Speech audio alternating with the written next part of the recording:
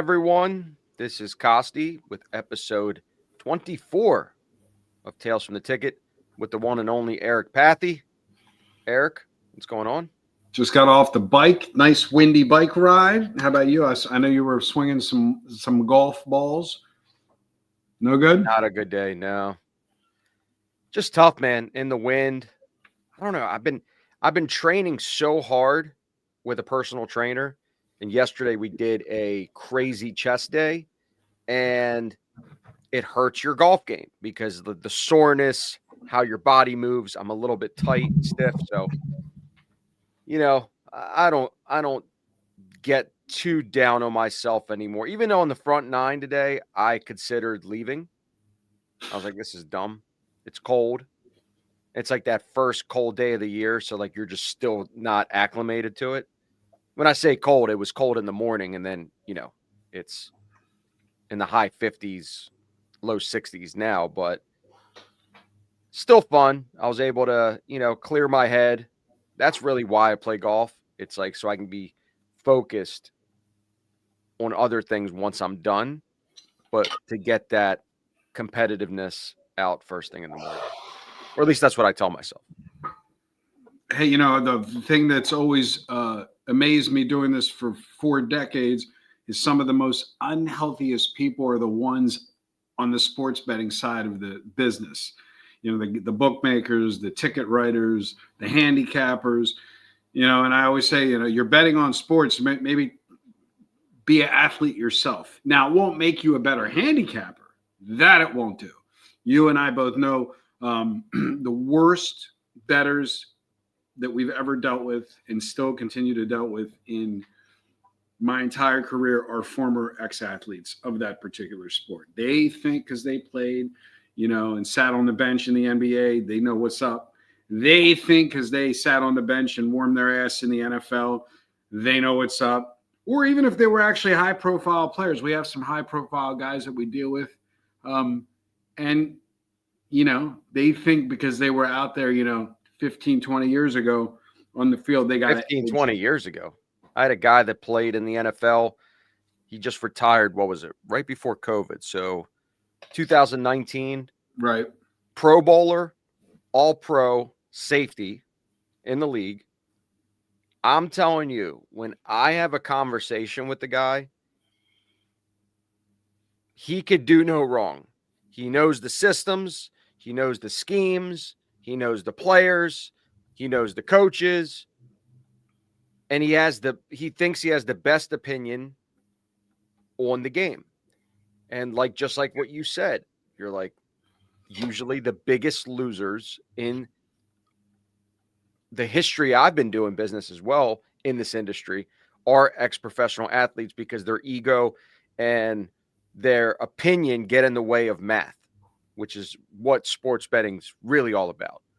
And I remember having conversations with the guy and asking him, like, again, this guy was a pro bowler. He was an all-pro. Obviously, he had a pretty hefty contract along the way.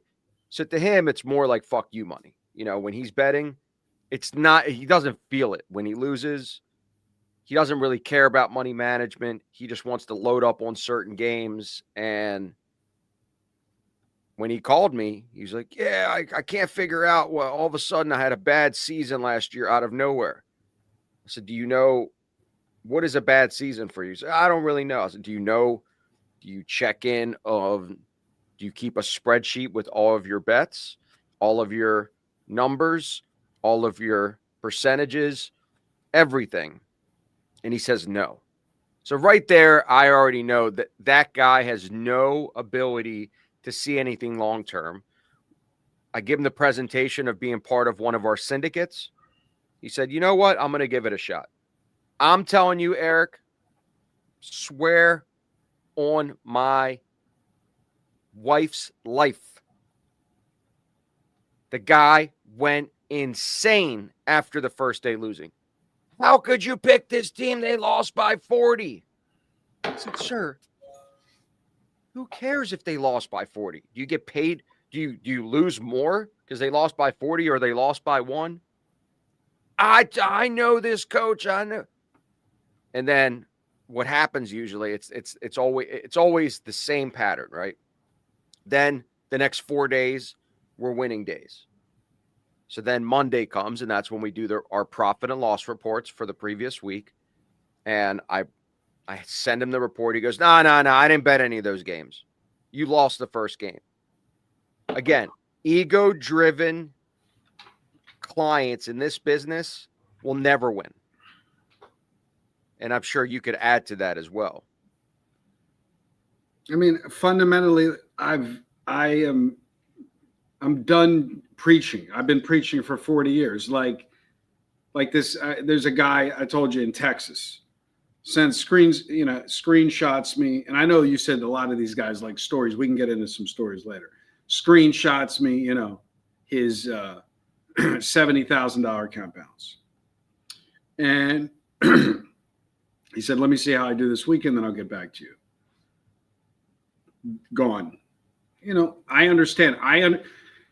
The biggest thing, and that people don't understand, is that every gambler's behavior is exactly the same. The only thing that changes is your name, your age, and that's it. Like literally, you're all the same, right? That's why the sports books are in business. You're all the same.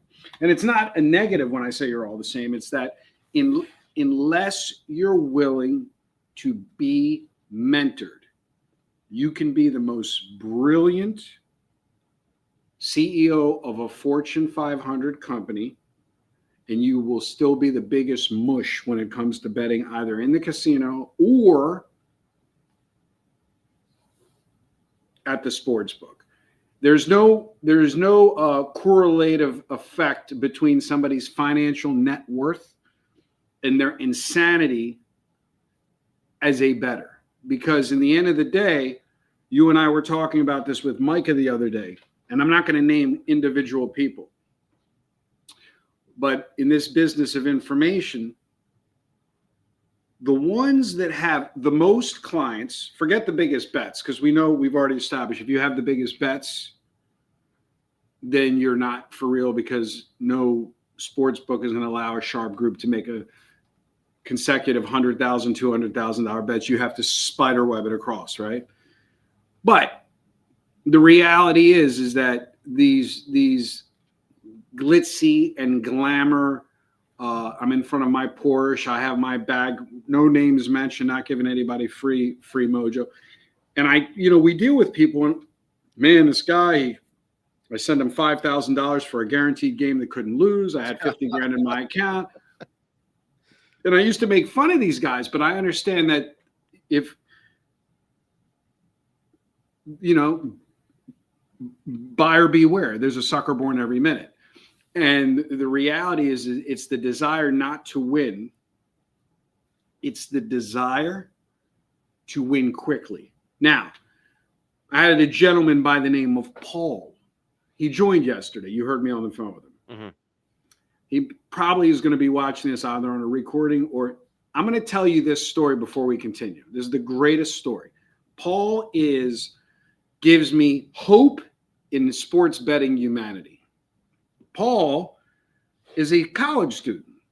This is all based on what Paul told me. Paul puts $300 into his legal sports book in the state that he's in that's legal sports wagering. Paul slowly bets, and then a couple weeks ago decides when he gets the account up to make these crazy parlays. I'm not going to get into the specific parlays. Initial deposit, $300. I've heard this story a gazillion times. Hits for 60,000 on multi-leg parlays. He's in his 20s. Instead of doing what every other gambler will do, regardless of age, which is going to increase the size of the parlays, try to bet more on the parlays, he pulls 50,000 out of the 60 that he won. He puts it in the stock market. He takes 10,000. He leaves it in the sports book. He goes to PickDawgz. He subscribes to a product. I reach out to him. He comes into the Dime Club. He was smart enough to realize he got lucky. There's nothing wrong with getting lucky. There's nothing wrong with taking $300 and turning it into $60,000. That's what the whole marketing arm on this TV behind me is. Put $500, $200 into the sports book with all the famous actors and movie stars being hired by these legal sports books to do these commercials. But that was refreshing because he's only a couple years older than my son. And he got the fact that he got lucky and it's okay. And if you can fundamentally use that bankroll at a young age to then say, okay, I got lucky. Now I'm going to do it the right way. And we talked for 45 minutes and I said, look, I can't compete with $300 to $60,000. I can't compete with the dopamine rush of taking $300 and turning it into $60,000 on a multi-leg parlay. Now you have to like back down, downshift in the car, this arm, downshift in the car, back down, slow it down, and expect to incrementally make money long term. And this is the problem that most clients have. The other problem that clients have is I have another guy that had some variance. He was down like 21%. And he's sending me a text message from whenever he started that he's down 21% and he's not going to play the games anymore. And I respectfully said to him, well, you have your subscription till this X date. I know how this goes. This is not my first rodeo. There's this fundamental claim that clients can handle variance, which in layman's terms means the ups and downs of trading, not losing. And that's the thing that fundamentally people don't understand. When you lose a bet, you're not losing. You're trading. When you win a bet, you're not actually winning. You're trading because when you win a bet, it's only really a win if you're never making another bet again. So like, for instance, my stepfather, he bets the Super Bowl every year. He bets the Preakness every year. He's a two times a year better. You're going to hear some banging. They're redoing the roof. He's sorry. I can see the guy going up on the ladder right now. So cuidado. So if my stepfather bets the Preakness once a year and he wins or loses, it's a finite win or loss. If he bets the Super Bowl once a year, it wins and loses, it's a finite loss. If you're betting high volume every day, you're trading. You're trading. That's what you're doing. I also think a lot of people have a big problem in not understanding the difference between syndicate betting and handicapping. How did this young man win $60,000? He felt really good about the games. Okay, he had an opinion. He felt really good about the games, and he had an opinion. And that's what we call confirmation bias, because what it does is it makes you feel like you were the reason why you won. No, you just got lucky. Yesterday, I had a good day. Hit both dogs, Phillies and Toronto. Hit a 160 dog in hockey and a 170 dog in hockey, and also went 0-2 in WNBA. Didn't matter. Still had a great day. So the point is that I can't take personal responsibility.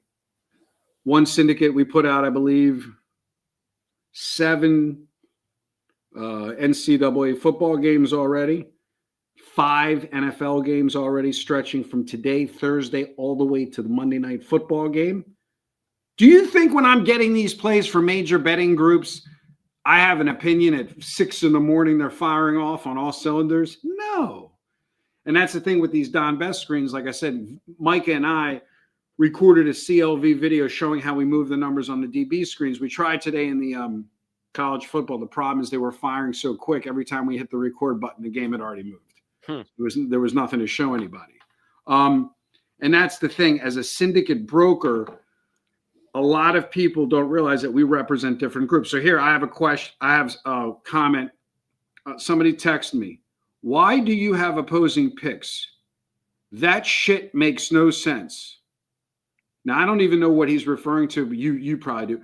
like Bucks spread, then Seahawks spread, and both Titans Texans last week. What's up with that? I'm just I said my response just now, he didn't read the message yet. They're not opposing picks. Each Telegram channel is a separate syndicate, as I told you in the beginning. I don't post plays on the Telegram channels. Each group posts their plays independently, not aware of the other channel. I'm a game broker, not a handicapper, as I explained. If you're watching the live show now, I'll explain. I'll just send this to them. But you can, you and I know that we have all these different Telegram channels. There's only so many different games. Guys are chasing steam, betting different sides. Guys like Brad. We'll use Brad, our man Brad. He's on almost on like basically every channel that we have.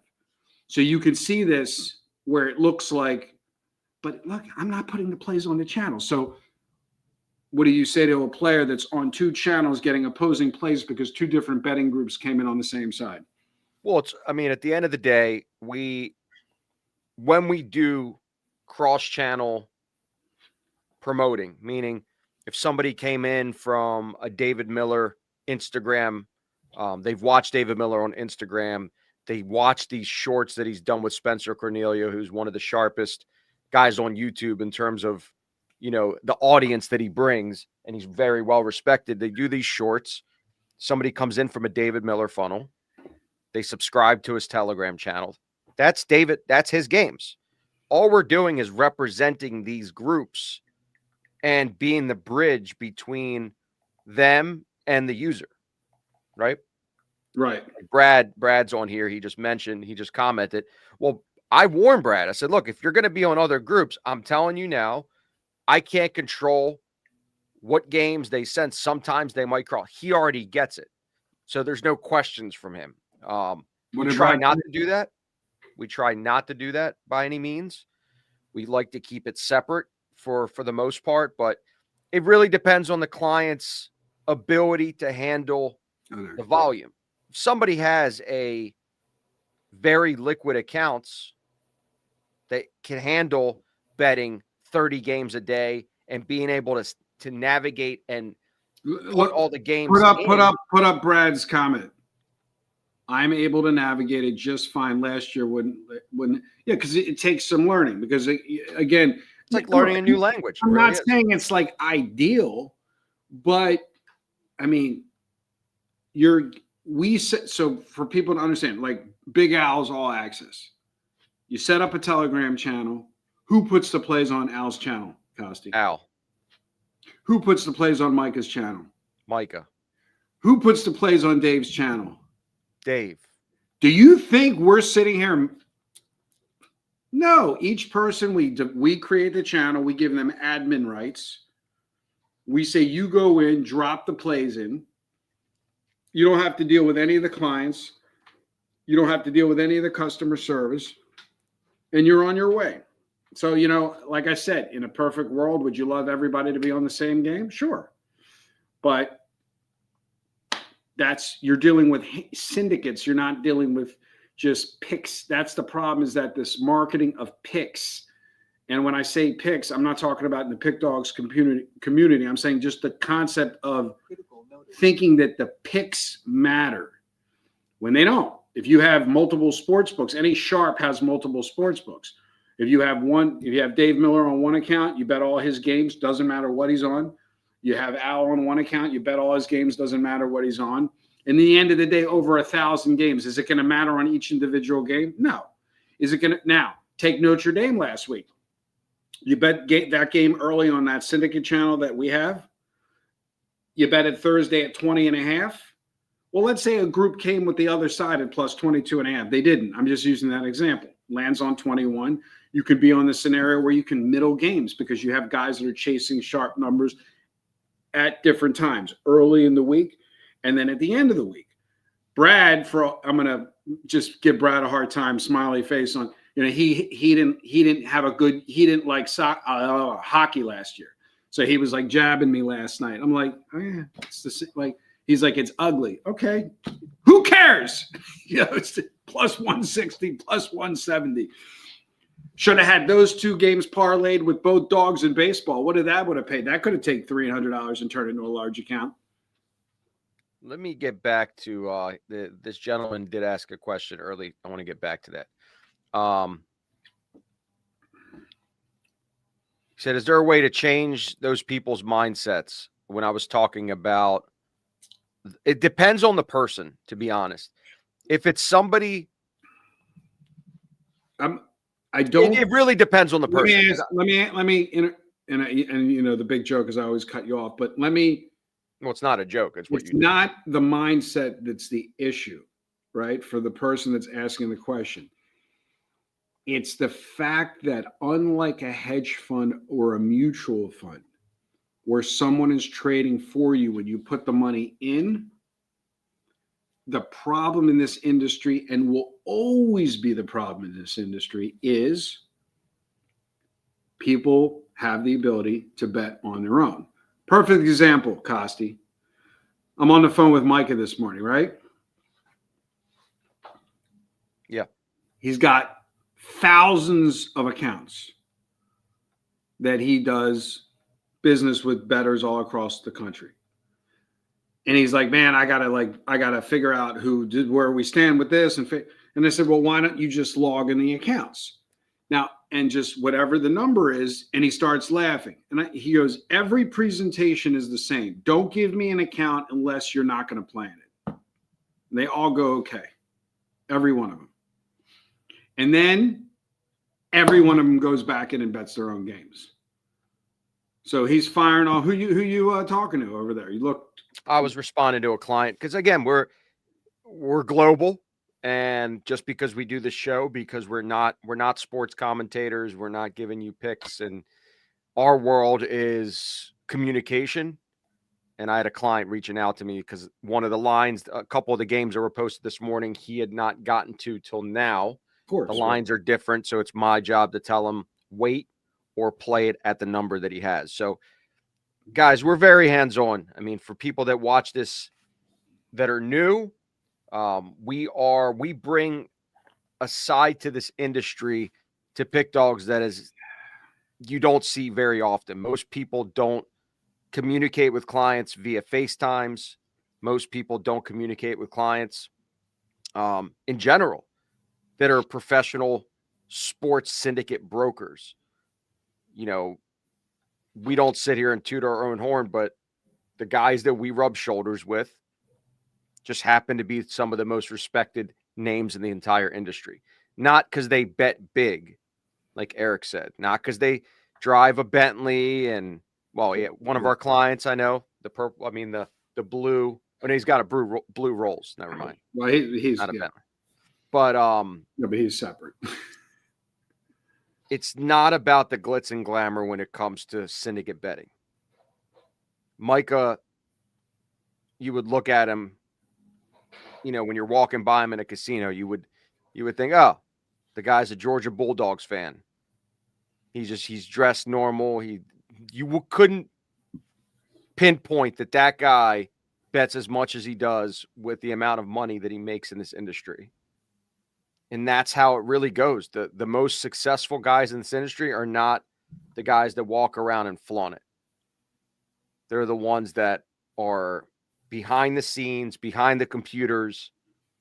And listen, if you go to Bet Bash, anybody's welcome. You know, you could always buy tickets, go to Bet Bash every year. You'll meet some of the sharpest guys in the industry, and you probably wouldn't recognize any of them with glitz and glamour. So it's always a learning curve when it comes to getting a new client to make them understand how to have longevity in this industry. Most people want the quick fix, the quick hit. So that it goes back to what the gentleman asked in that statement, which is you have too much power. So unless you can discipline yourself, because I see it daily with Micah, every guy, don't give me the account unless you're going to just let us do our thing. Don't add any games. Every account he logs into, they add 20 games because they just can't help themselves. So really it goes back to the core issue is why is someone wagering on sports? Most people say to make money. Most people are lying to themselves. They are not wagering on sports to make money. Small percentage of people are wagering on sports to make money. They're wagering on sports for action and dopamine. And that's it. Because if somebody says to me, I don't want to bet, and I'm not talking about you, Brad. If somebody says, I don't want to bet hockey because I don't know anything about it, or I don't want to bet WNBA because I don't know anything about it, I know right there they're not betting to make money. They're betting because they're a fan. You know how many calls I get a week? Hey, I'd just like to purchase Big Al's NFL, but not Big Al's college, and I don't really like college basketball. It's too many games. Nah, I'm sorry. This would not be for you. Like, people don't realize we turn away guys because they're just set up for failure. Anytime somebody says, I have a system, I know they have no system. It's that the system is they might, in that short moment of time, whatever they believe to be a system might be working. And this is what, like I said, I've actually smoothed out. I used to be really hard with the hammer, and say everybody, you can't win. But it's like, if you understand the psychology part, it's like I said, I talked to a guy a couple of weeks ago, nice guy. He put, $80 into the sports book account and ran it up to $385. I said, the dollars amount is not what matters. It's the unrealistic return. Now, when you have someone like Paul that did something that is lottery-like and recognized that it's not sustainable and then backs down to an actual system, you know that guy's betting to make money.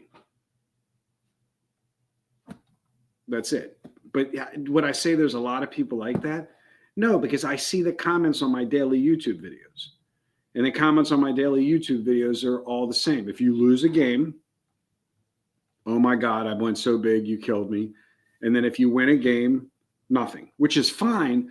But it's this like I'm thinking, think about it. I had 2 WNBA games last night, 3 NHL games last night, 2 baseball games last night, and a college football. 2, 5, 7. I had 8 games last night.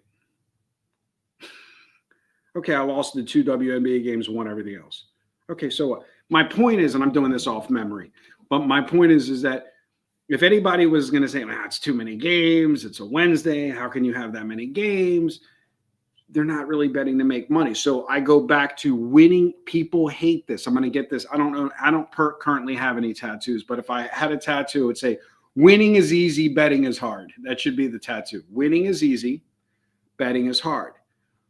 But for the general public, betting is easy because everybody has one of these in their hand. And everybody can bet. And everybody can download an app. Even the short PickDawgz just produced Kosty from last week's show. Mm-hmm. You should see the heat in the comment section. I said, you cannot win if you're a cash bettor and you go into the casino. Man, all these people, I win. I go into the casino. I win. Yeah, I'm sure you're a net winner. You mean you won yesterday?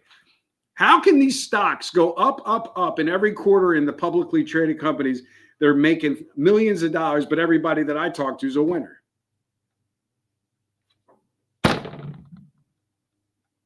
Can't figure it out. Let's talk about some of these games. What did my first time, what did it put up Brett's comment? Brett Baran. Hopefully you were watching my videos and that's where you got that information from. Like I said, 27.4 units in baseball, not counting postseason after last night.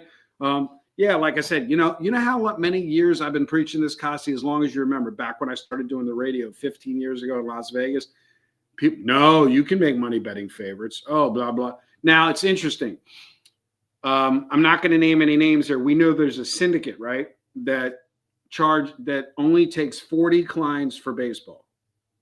And I'm not going to get into the particulars. Each client, it's $25,000 for the season. They raise $1 billion and then they shut it down and they close it. I might actually go that route next baseball season because, like, I talked to somebody. He was betting 10,000 on every game. He made $270,000 in baseball on the underdogs only by themselves. It's like it's only for a small set of clients, just like I started with hockey. If you can't play the entire 82 game season plus postseason, you're not going to be profitable. A lot of these long-term strategies, that back to that variance. I have the YouTube video, down 11 units at All-Star break. You suck. I'm not going to tell your plays. Get the big FU finger. Get all the nasty texts. I go, cool. I got to get on the bike and take a bike ride, whatever. It's training for my marathon ride, like in the middle of the summertime, in the middle of July. And then but I never take the guy, if he purchased the season, I never take that guy off the channel. So you know how in our Telegram channel, you'll get the loser that does the thumbs down.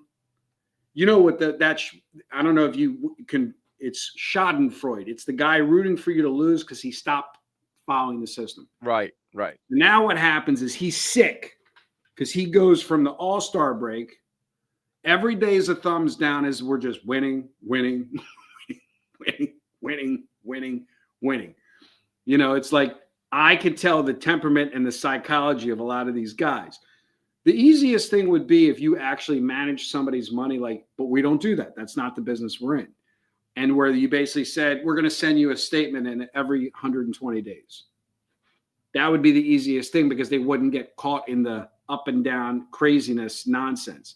Like, people don't really understand. We just bet, what it was, 7 NCAA games, 5 NFL games from the one betting group.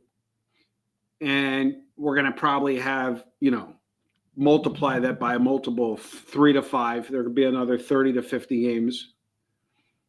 And people really don't, I will not check one score on Saturday, except I look at the underdog, the halftime channel, which I think we're like 5-0 or 6-0 on the halftime channel. But that's because and again, I'm not even updating the halftime channel. I got a group. They're sitting in front of the computers. They're updating the halftime channel. You had clients that purchased the halftime channel, and it was dead for 3 weeks.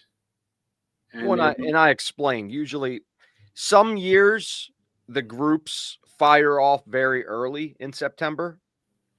And some years, like this year, they only had maybe a couple plays in September as a whole. And then all of a sudden last week, week 5, it was like it wouldn't stop. And that's because there's more data. They're more data driven because they're halftime alerts. And I also I've turned away a lot of people from the halftime channel because I ask the hard questions. What do you do on Saturdays and Sundays? And the client will say, well, usually it's time I spend with my kids. You don't want to be on the halftime channel. Not at all. Well, I usually play sports, or I usually go to the bar. I said, you don't want to be a part of this because you're going to miss it. Then you're going to be upset. And it's really not beneficial if you're not making money from it, that it's taking a piece of your bankroll where we could stick it somewhere else. We are the guys that know how to add different products to everybody's portfolio. And it doesn't mean everybody should have the same products because everybody's life is different. Now, I do have some guys that are younger, guys that are not married, guys that don't have kids. Lucky dude. Those are the guys that I'm in. They don't complain because they miss. Because again, on a halftime alert, you basically have 8 to 9 minute window after the play is released on the channel for you to put it in, give or take a couple minutes, right? So the advantage of being one of our clients is we will do our best to put together a program that makes sense for your life. It makes sense for your lifestyle. Doesn't mean that, it's a one shoe fits all scenario.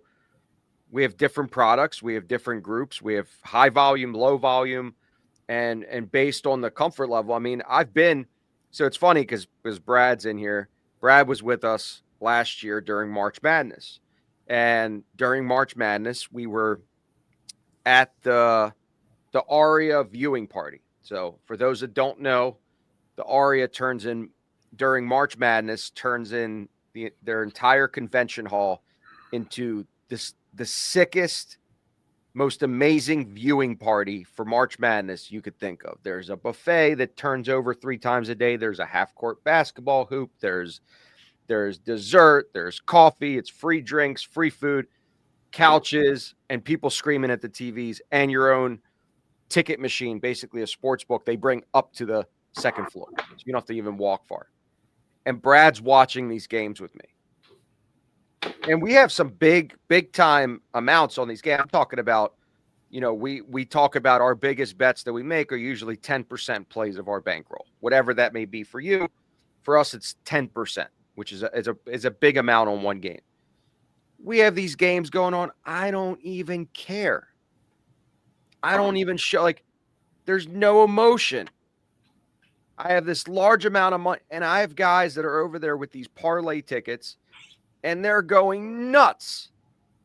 Now, I'm a fan of March Madness, and I do it because it's exciting to be around other guys, and it was a meet and greet, and it was cool to finally have the fans and all of our clients, some of our clients actually come out for the weekend, and we all went out to lunch. I mean, we're real people. We're not just some people you pay on Instagram because they bet a game for 200,000 and follow me, because they have some free Telegram group that says follow me.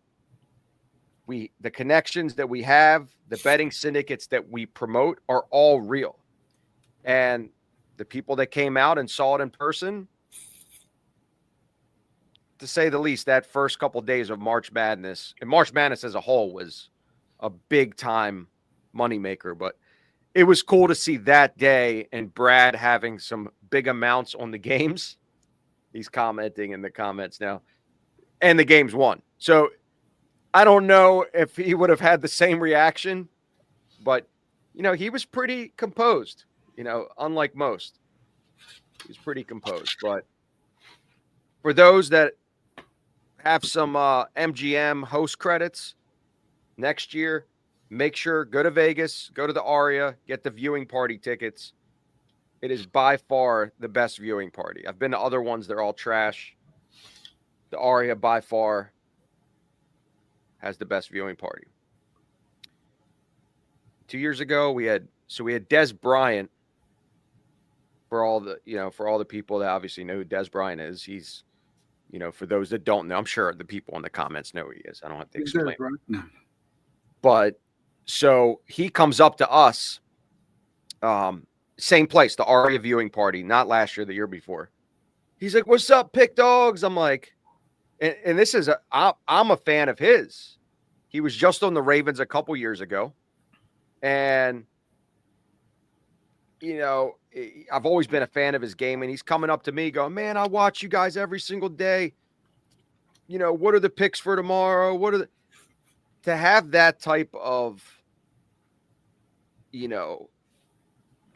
relationship with the community that we have was so cool for me, because I'm just not used to it. I don't give a shit. Like, I don't need to be famous or popular or any of that crap. I provide a service to some of the biggest bettors in the world, and that's how I make my living and breathing sports trading, just like you have for 4 decades. And it was kind of cool. And then he schooled me. We played what did we play? We played some game. A bunch of us played some game on the half-court basketball hoop, and he schooled us.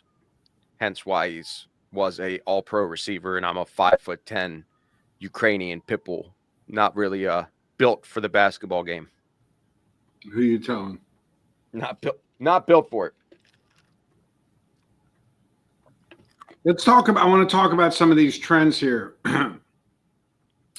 You have 3, 1, 2, 3, 4, 5 college football teams undefeated against the spread. Let's see, before I give them to you, let's see if you can pick them. And don't Google and throw it into the comments. Go ahead.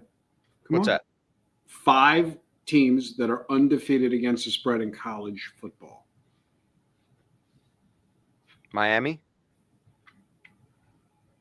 Negative. You got to go quick. You take forever. Just fire them off. I don't know. So it's never the teams you would think. Utah, I know. That's how I figured it was. Utah State is 5-0 ATS. Texas Tech 5-0 ATS. $30 million roster. Ohio State 4-0 ATS. Memphis 6-0 ATS. Louisiana Tech 5-0 ATS. So it's not beside the one, I guess, Ohio State and Texas Tech. Nobody would consider the other ones. Let's talk about the teams that haven't covered one game in college football. Sam Houston. Why do I bring up Sam Houston? Because Sam Houston is playing, I believe, today, Kosty. They are.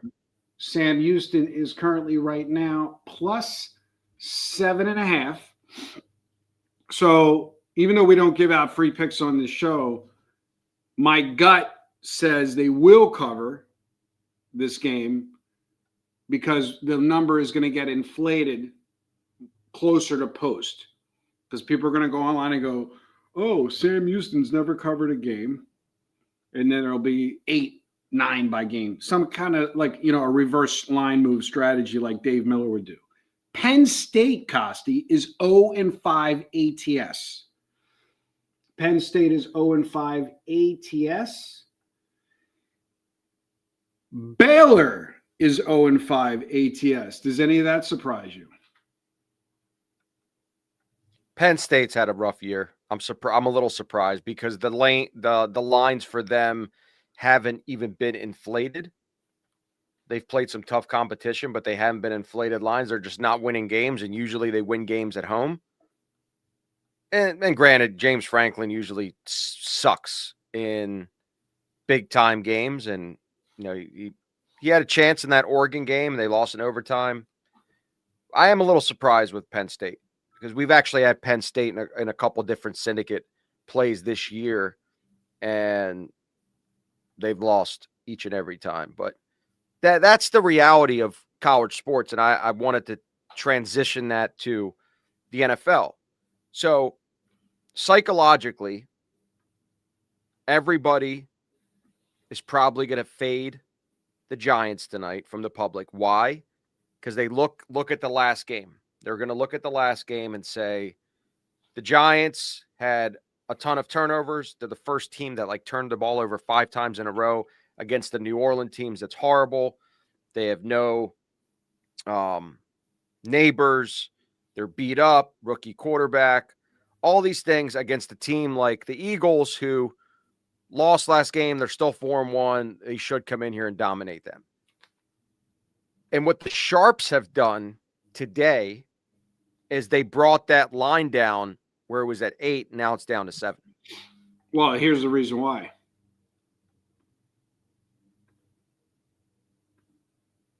Because the Sharps are throwing out that last game.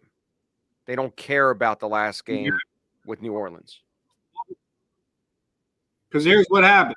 Al explained, he put out the complimentary selection on the Giants. He's moved. Listen. Can't hear anything. Can't hear it? No. You're on the same screen. You can't hear it. So you're saying because Al, you can't hear it. I'm going to repeat. Defending Super Bowl champions on the road laying 7 points or more are 40-67 ATS. So you're making a wager not really on the Giants. You're making a wager against Philadelphia. Right. So so far I'm looking. He's had 1,600 views. We launch those videos every night at 11 p.m. Eastern Standard Time, 8 p.m. Pacific for the following day. So these guys that don't buy Big Al stuff, they come in and they grab his nugget, of which Al is one of the very few people in the PickDawgz community, and it drives me crazy. I love him dearly, but you know this. He is hardcore. He will not give out a paid play. So if he's a high volume weekend and he's giving out all these games, he'll put so much effort into the free play on the video, not for the free play to win, but because it's not fair to somebody paying to get the same game. Yeah, I just had an idea. And I'll be like, Al, I got to go to sleep, dude. I just had an idea, Eric. It just came to me. So, you know how you and Micah do moving the line in football to CLV? Right. You guys should record it with Al as soon as he releases the games and the clients are moving the line. It's ridiculous. I want to see, because Al always tells us. Al bets the game. Al's the originator. He bets the games first. Doesn't move the line. Doesn't move the line. Because I used to tell him he was moving the line. He goes, no, the clients are moving the line. And then we couldn't figure out if they were getting the plays, if they were moving the line on Telegram or if they were moving the line online. So then it was like, all right, let's throw the games online first, not rated. Let's see what happens. They would move. Then we said, let's throw the games on Telegram first, rated, but not throw them online. Remember last year we were doing this? They would move.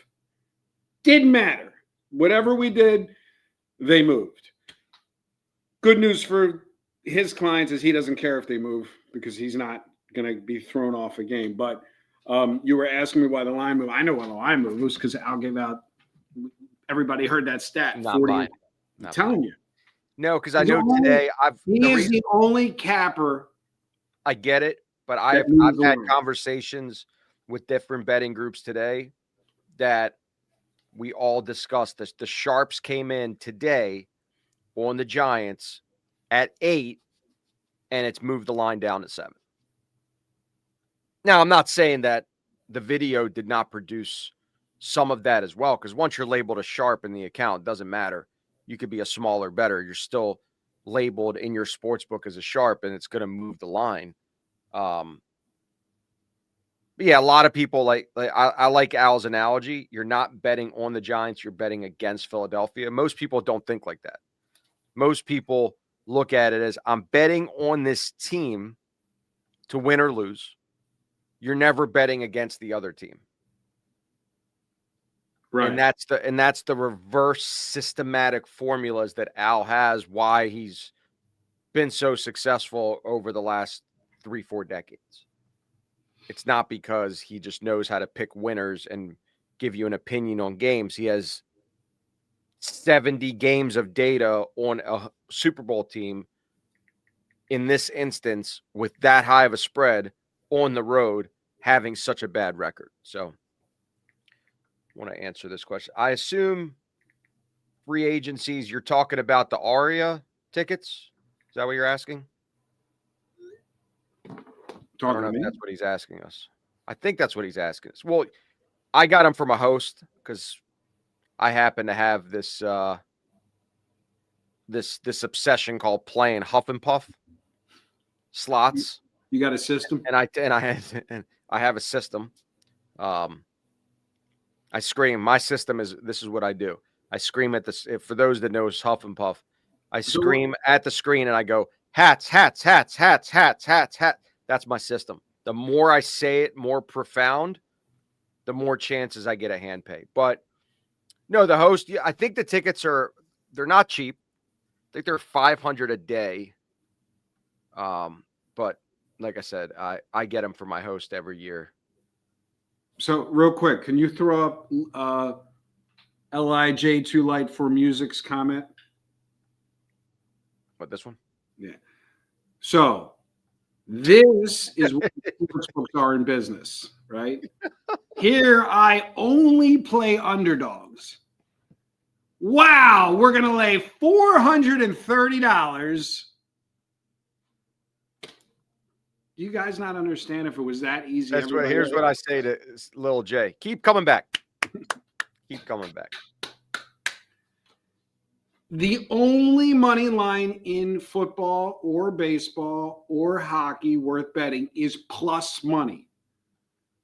If you're laying any minus money, you lost before you started. It doesn't matter how many money line favorites win.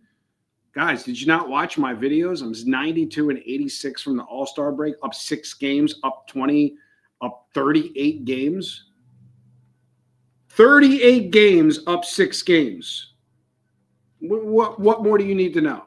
Well, just to be clear, that strategy works for non-spread based sports.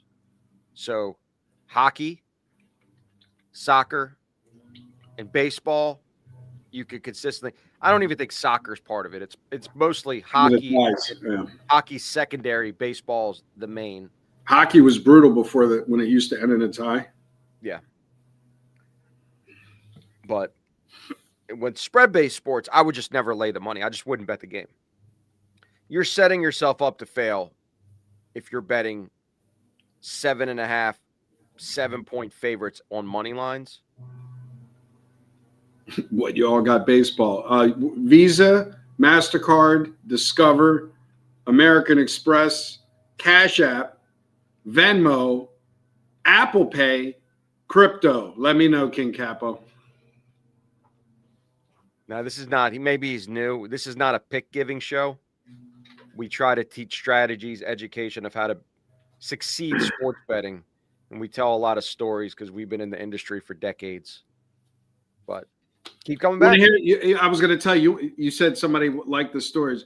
The story I could ever give you is I flew to Monterrey, Mexico to meet a client, $2 million a week credit line.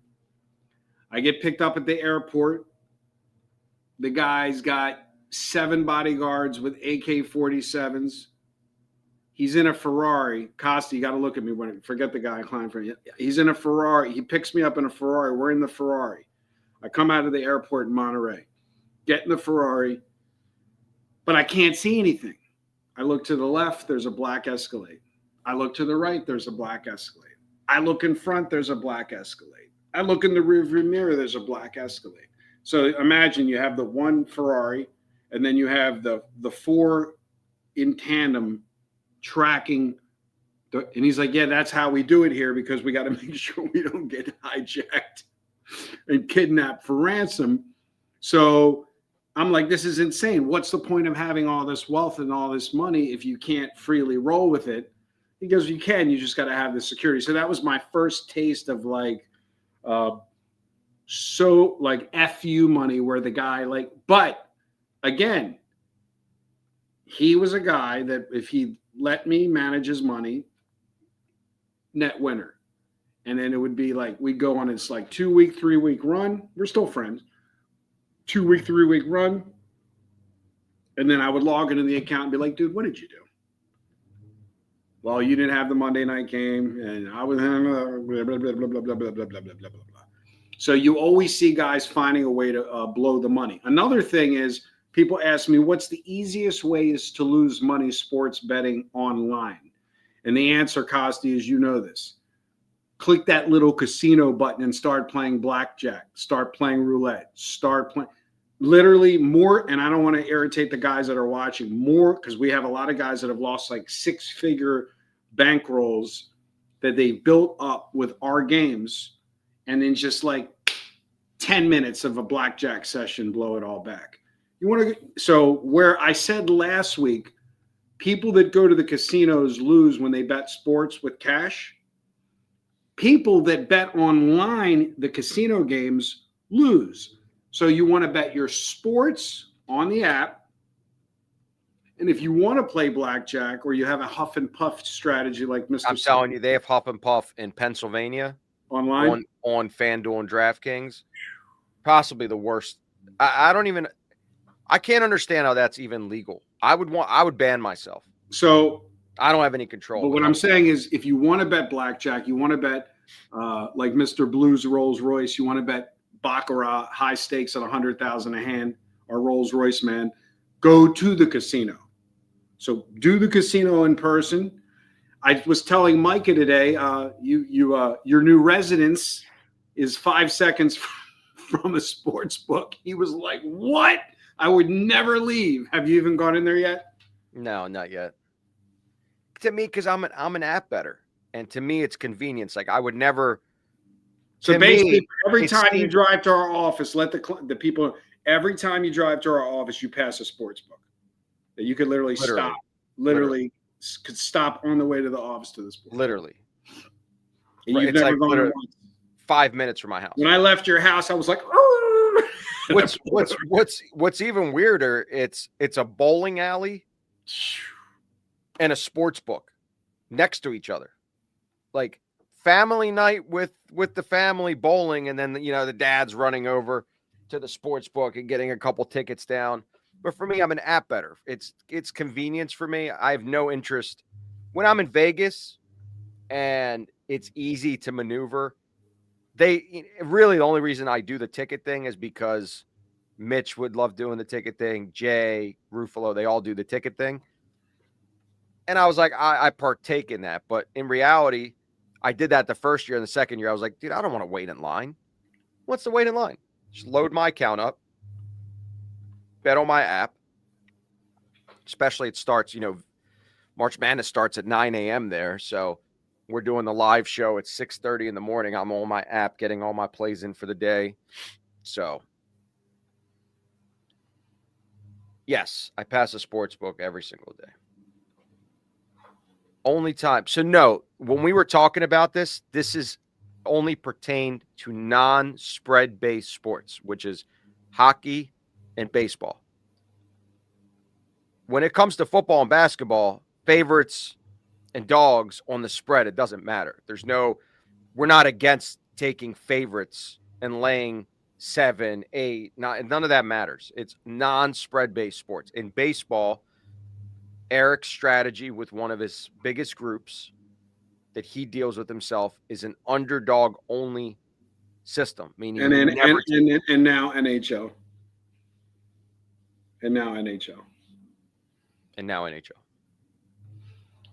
And again, this is the thing what people don't realize is that, people, I'm looking here at the NHL board because my group's been firing while we're on the air. There's 10 games tonight. Exactly. So this is what the average person will do.